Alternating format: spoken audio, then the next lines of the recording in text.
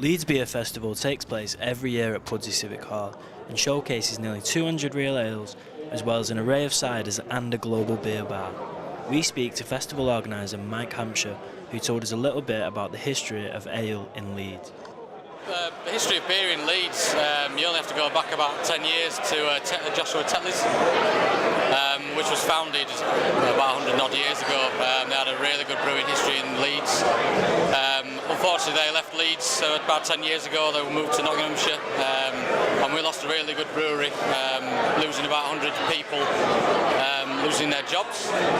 Since then, we've opened about 15 microbreweries in Leeds, so there has been a bit of a boom. We've got Leeds Brewery, Sunbeam, we've got quite a lot of breweries going on, which is fantastic, all of which are represented here at the Beer Festival.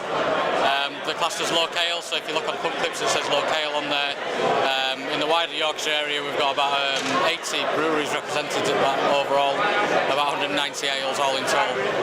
Those attending the festival had a lot of praise for the event and for real ale itself. A big fan of Leeds Beer Festival. I think they do it really well, and for lots of different reasons really.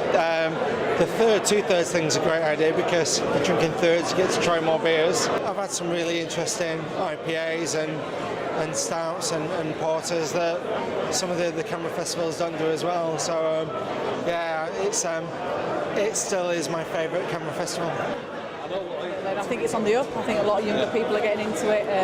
So recently we went to one up in Burnsill, Apple Tree Wick. That was really popular. Lots of young people there as well. So I think it's becoming more popular.